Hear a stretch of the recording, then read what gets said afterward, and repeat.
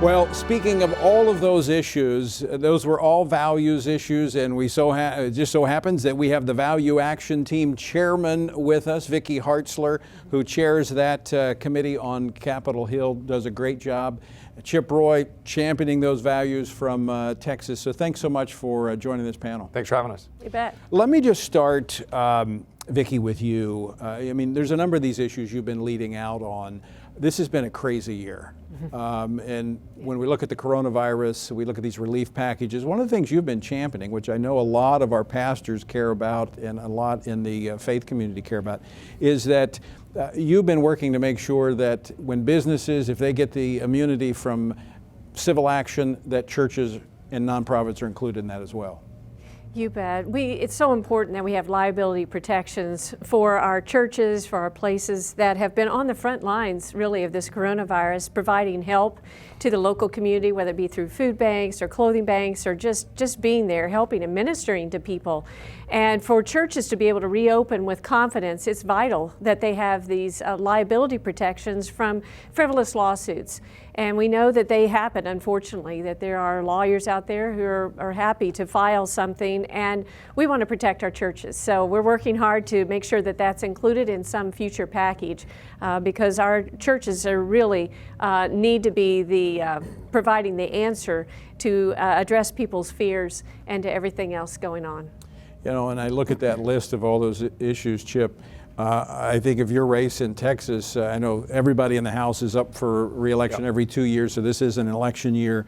But increasingly, there's very little common ground between the parties. The contrasts are so stark.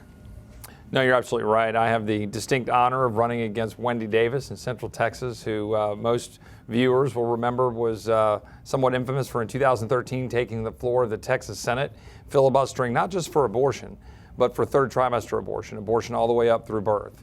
And she was a cause celeb for Planned Parenthood. In fact, when she was debating whether to run for this seat or not, she was choosing between running Planned Parenthood or running for this seat. And she obviously chose to run in Texas 21. Look, the distinctions between the parties right now on these issues of importance, on faith, on values, on family, on abortion, on religious liberty have never been more stark.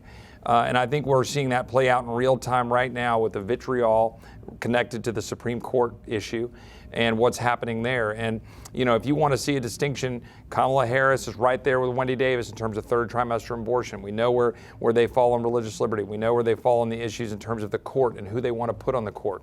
And right now, we're at a place right now where we can grab that mantle back for our kids and grandkids. And so that's why so much is at stake this November.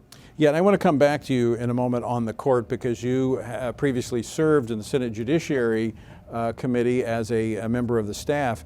But Vicky, I want to go to the life issue for a moment and the religious liberty issue. You serve on the House Armed Services Committee.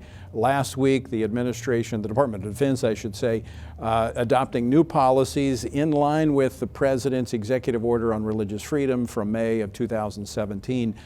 This administration puts action to the words when it comes to religious liberty, pro-life, etc.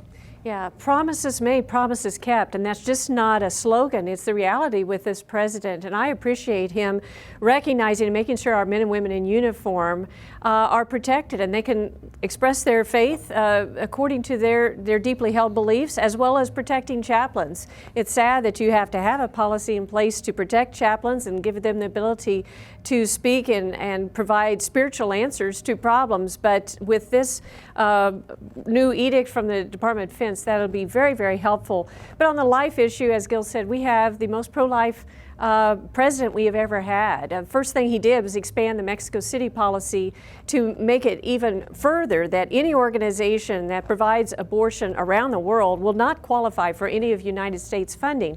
And that's huge for those of us who pay our taxes and don't want our money to go there. But he's also expanded the Department in the Health and Human Services to have a whole division protecting individuals' liberties and conscience, and he stopped a research grant that was using fetal baby body parts in the research.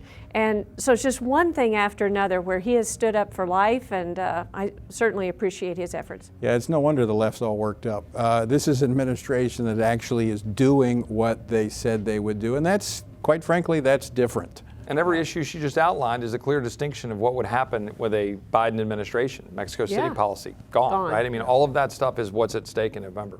I don't know if we can get that word cloud picture back up there again from that poll, but if possible, you saw the issues religious liberty, you saw abortion, but then you saw Supreme Court. You did. Because unfortunately, all of those issues go right back to the United States Supreme Court. They've interjected themselves in everything, and that's why what we're going to see unfolding in the next 4.5, 5 weeks, quite significant. Yeah, I always laugh at this. When I was a lawyer on the Senate Judiciary Committee, and then as you know, I was also the first Assistant Attorney General, and I've dealt with these issues for a while. If the left is so frustrated about this, like, welcome to our world with respect to how much power the court has, right? Quit investing so much power into judges. Let's have these debates that we should have in our legislatures and states and in Washington. And what we're seeing right now is the Constitution being carried out by the president, right? 29 times in the 4th year of a president's term, there's been an opening in the court, and the president has nominated every single time. And so this president's going to do his job, Article 2 president, he's going to nominate. And we think we have a pretty good idea that he's going to nominate, Baird or Lagoa or Rushing, and we'll see. But what's important is then the Senate has its job, its obligation under Article 1, and then that's a political question. You either have the votes or you don't. And so everybody's making this into, the Biden rule or this. They're making it really complicated. It's not complicated. The president nominates, the Senate confirms or rejects. That's what's going to occur over the next 30 to 45 days. And the bottom line is this is an important time. We need a justice on the court. We don't want to have a 4-4 split, right, especially when we have questions about ballots and mail-in ballots and all that's going on. Let's de-escalate the temperature a little bit and just remember that this is a judge.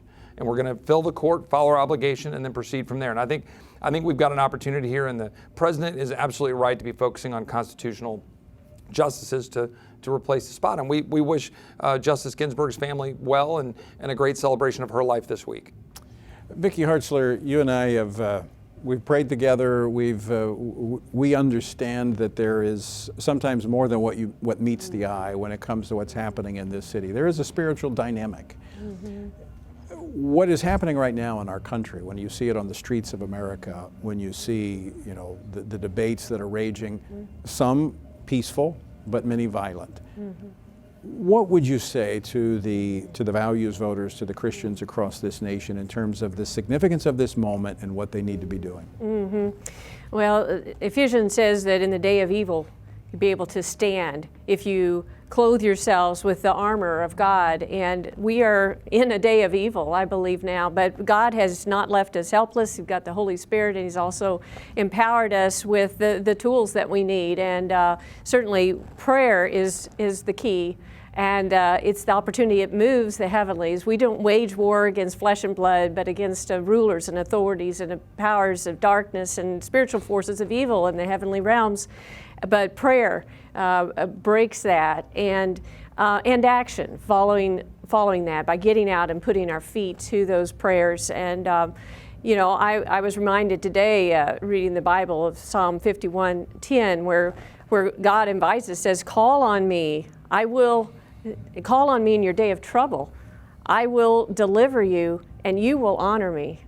And I think that's a promise that we can take to heart, that God wants us to call on Him right now in our trouble, and He promises to deliver us, and then we can give Him glory and honor. So it's a great time of opportunity, and His people need to rise up and to follow His lead and to seek His face. Chip, I'm going to give you the last word, because I actually think what we see, the resistance, is actually a sign that there's something great on the horizon, and the resistance is because we're making progress, and now is not the time to give up. Yeah, I concur. I'm a cancer survivor, as you know. 9 years ago, I was going through stage 3 Hodgkin's lymphoma. And, my doctor said, when I asked what my odds were, you can pick 0. He said, you can pick 0% or 100%. You choose. I picked 100%, right? And I think that's what the Lord has in front of us. We choose the greatness of this country by virtue of our faith in Him. And we all know that we're not perfect. We all fall short of the glory of God, as Romans teaches us. And we should remember that. But we should also revere what this country has met for so many in this country and around the world. And so I'm going to stand up and defend this country and defend our founding principles and carry us forward. We eradicated slavery within 80 years of our founding. And we should champion that and move forward doing all the great things that we know we can do for everybody and lift them up. Chip Roy, Vicky Hartzler, you both embody that on Capitol Hill. We're grateful for your leadership and grateful that you've joined us this year for the Values Voter Summit. Thanks, Thank Tony. you. Appreciate it.